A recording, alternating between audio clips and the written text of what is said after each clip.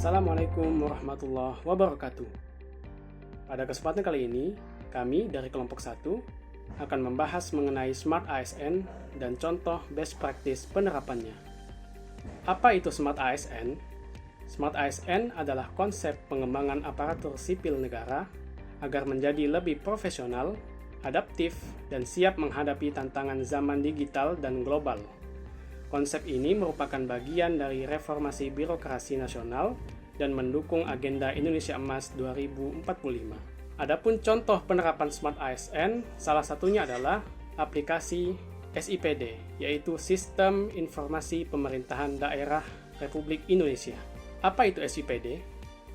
SIPD adalah sistem digital yang dikembangkan oleh Kementerian Dalam Negeri atau Kemendagri untuk mengintegrasikan perencanaan pembangunan, penganggaran, pelaksanaan, pelaporan, evaluasi, dan keuangan daerah dalam satu platform digital nasional.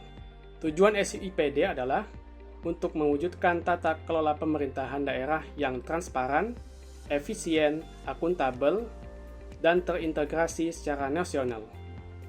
Sini saya akan memaparkan fungsi dari SIPD sendiri. Yang pertama sebagai perencanaan, di mana SIPD sendiri menyusun RPJMD, RKPD, Renja OPD yang dimana terintegrasi dan terdokumentasi. Lalu yang kedua ada penganggaran. Lalu yang ketiga pelaksanaan dan penata usahaan, di mana proses pelaksanaan kegiatan, pencairan dana, realisasi fisik dan keuangan terdokumentasi.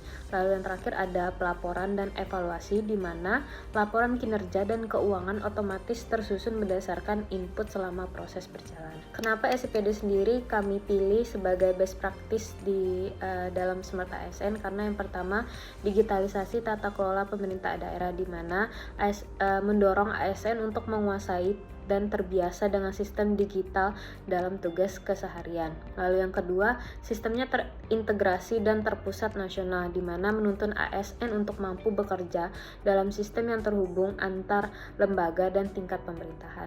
Lalu yang ketiga, SIPD sendiri transparansi dan akuntabilitas, di mana membuat untuk mendorong ASN berintegritas, anti korupsi, dan terbuka terhadap publik. Lalu yang ketiga, mendorong efisiensi dan pelayanan publik yang cepat. Lalu yang terakhir yaitu meningkatkan kompetensi dan kemandirian ASN, karena penggunaan SIPD sendiri menuntun ASN untuk terus belajar dan meningkatkan kapasitas dari masing-masing ASN sendiri. Oke, kita langsung lanjut ke dampak positif dari penerapan SIPD tersebut. Ada 4 dampaknya, yaitu yang pertama, efisiensi waktu dan biaya. Kemudian yang kedua, ada peningkatan kompetensi dari ASN tersebut. Kemudian yang ketiga, adanya transparansi anggaran dan kegiatan. Dan yang terakhir, pengambilan keputusan berbasis data, di mana Pemda dan pusat memiliki akses ke data real-time dan akhirnya bisa mendapatkan keputusan yang sangat cepat. Nah, Kota Pontianak ini sudah mengimplementasikan SIPD sejak tahun 2020. Ada dampak penggunaan SIPD tersebut di Kota Pontianak. Dari sebelum adanya implementasi SIPD hingga sesudah, ada beberapa aspek.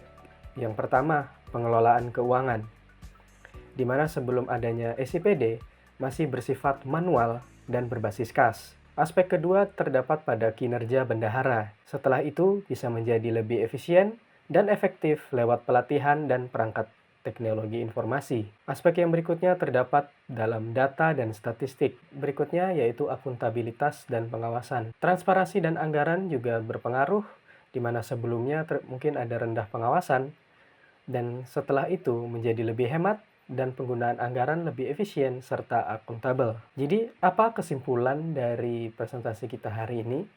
SIPD itu bukan hanya sekedar platform digital, tetapi alat transformasi budaya kerja ASN ke arah yang lebih smart, agile, dan transparan. Karena itu, implementasi SIPD adalah best practice nyata dari semangat Smart ASN dalam digitalisasi birokrasi. Sekian presentasi dari kelompok kami, kelompok 1. Saya ucapkan terima kasih. Assalamualaikum warahmatullahi wabarakatuh.